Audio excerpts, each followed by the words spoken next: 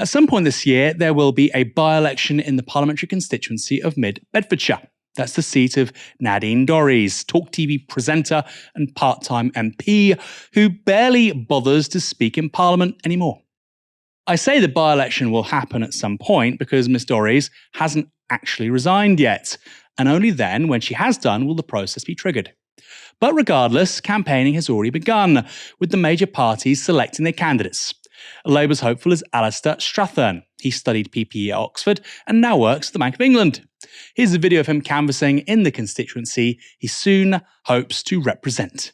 Hi guys, out in Wixham this evening, and it's really clear speaking to people they feel very let down locally by the lack of an MP to really fight for the lack of infrastructure and the investment that they were promised when they moved into the area, and nationally by a government that crashed the economy and they sent their mortgage rates sky high, with one family I spoke to now having to find an extra £400 a month just to make sure that they could continue making their payments.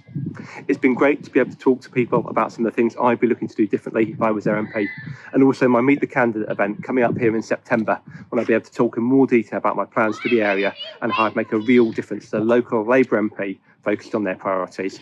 I want to say a big thank you to everyone who took the time to speak to me today, and I hope to catch you soon if I didn't see you tonight. Now, if you were going to grow an identikit Labour candidate in a lab, just imagine Keir Starmer and Peter Mandelson with little pipettes and Bunsen burners, it would be Mr. Strathern. Oxford educated, Bank of England, a jawline like Banana Man. What's not to like? Well, the Sun seem to have found their sticking point, because it turns out that he also gives a toss about the climate crisis and civil liberties, heaven forbid. Marginal issues, after all, so much that he dressed as a zombie at a protest held by Greenpeace outside the Home Office last November. The Sun reports this. A Labour by-election candidate is today unmasked as a Greenpeace zealot. Alistair Strathern, 33, posed as a zombie for an eco-stunt. Our revelation about the Mid-Bedfordshire hopeful comes days after Greenpeace activists climbed on PM Rishi Sunak's home. Sir Keir Starmer was earlier tonight urged to ditch Mr. Strathern. Cabinet Minister Grant Shapps said, at 1 minute they are climbing the PM's house, next they've got a Labour rosette on, if only. The Energy Security Secretary added, Sir Keir Starmer must show he practices what he preaches for once and block the eco-mob from his candidates list. The article goes on to say this. We can reveal that Mr. Strathern's partner, Megan Corton-Scott, works as a political officer for Greenpeace. The couple dressed as zombies outside the Home Office for one of the group's stunts last November. Mr. Strathern was also pictured outside Parliament protesting against laws clamping down on just stop oil and Extinction Rebellion disruption. A good Labour candidate for once. Now, I found this story really striking for a few reasons. Firstly, because The Sun and a host of other right-wing papers too think that wearing makeup and attending a peaceful protest should be sufficient to disqualify someone from standing for office. Is that really the threshold? You protested. Sorry, you can't be in Parliament. It certainly makes you think about how it's apparently the left that goes around cancelling people. This seems like quite a low bar. You put on some mascara and lipstick and you mucked around for a few minutes. Sorry, you can't do that. You have to stay in your present job. There's also a deep irony here, one no doubt lost on the Tories and journalists at The Sun and Telegraph. Man peacefully protests about the right to protest dressed as a zombie. Man is subsequently prohibited from standing for office for dressing as a zombie, kind of proving his point there, guys. How do people engage in politics if they want to change things, if they can't protest, and they can't stand for the only opposition party that's going to really win seats? The default authoritarianism this story highlights is anything but funny. Sam, they have a majority of over 24,000 in Mid-Bedfordshire, so they shouldn't be worried. But to me, this story stinks of desperation from the Tories. The whole thing is just ludicrous from one end to the next. Like you say, like how do Labour produce these briefcase candidates? The whole kind of targeting of Just Stop Oil, Extinction Rebellion and Greenpeace now, it obviously ties into the demonisation generally of the net zero agenda. And for me, it's something that they've been attempting to do for a while, which is to find a new Brexit, which is to find something that in their mind shows they overreach. It potentially, in their minds at least, in an overblown fashion. They're making it seem as though working class people are going to have to pay for net zero and for the actions of Just Stop Oil, etc. Because that was the last political strategy that actually worked for the Conservatives. And since 2020, we've seen the gradual diminishing of their political base. This is essentially the shot that they are shooting at this stage to try and reinvigorate the culture war. So let's see some of those reactions, because they are rather amusing on Twitter. Or rather, they were outlandish, shall we say.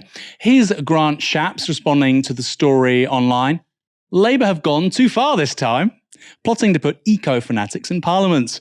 At Keir Starmer, I'm challenging you to today ban members of the eco-mob from Labour's candidate list. How do you even do that? What even is that as a demand? The eco-mob. Anyone who cares about climate change cannot be a candidate for the Labour Party. That's what I mean. Doesn't make any sense. I'm challenging a duel, Mr. Starmer. I'm challenging you today to ban members of the eco-mob from Labour's candidate list. Will you stand up for Britain, or like a zombie, will you mindlessly follow the mob's every whim? Meanwhile, here's the official Conservative Party's tweet. The eco-mob are rising and they're wearing Labour rosettes. You've got the nice little emojis there, the zombie and the dying flower. I have to be honest, guys, if you look at opinion polls right now, it's not the red rose of Labour, which is wilting. It's the tree in your logo. It's like somebody's poured battery acid around its roots. You're on 20%, guys. And here's Darren Grimes. Britain will end up as an eco-zombie if we continue down the path we're on in appeasing these anti-human activists. Anti-human. Lots of angles here. What's interesting for me is message discipline. Is there a WhatsApp group, a nefarious WhatsApp group, which makes sure that certain people touch certain cornerstone issues, say certain words? Just a thought, perhaps. But most concerning of all, here's the Twitter account for Basingstoke Conservatives. A vote for Labour is a vote for the eco-terrorists. That is a really extraordinary thing to say. A vote for Labour is a vote for eco-terrorists. For some people, many people in the Conservative Party, how they responded to Corbyn is their default. I know people think, oh, Corbyn bad or whatever, or, change the leader, they'll stop doing it. They did the same to Ed Miliband, okay? The idea that a guy who studied at Oxford did PPE, he works the Bank of England, he's been a Labour councillor for 9 years, he has a jawline like Banana Man, they're going to call even people like this a terrorist, okay? There is no conceivable candidate where people like the Basingstoke Conservative Party will talk like healthy, sane individuals. It can't happen. What just angers me so much is those people who sort of sit smugly in the middle and say, well, both sides of the debate are angry, aren't they? Both sides of the debate are radical.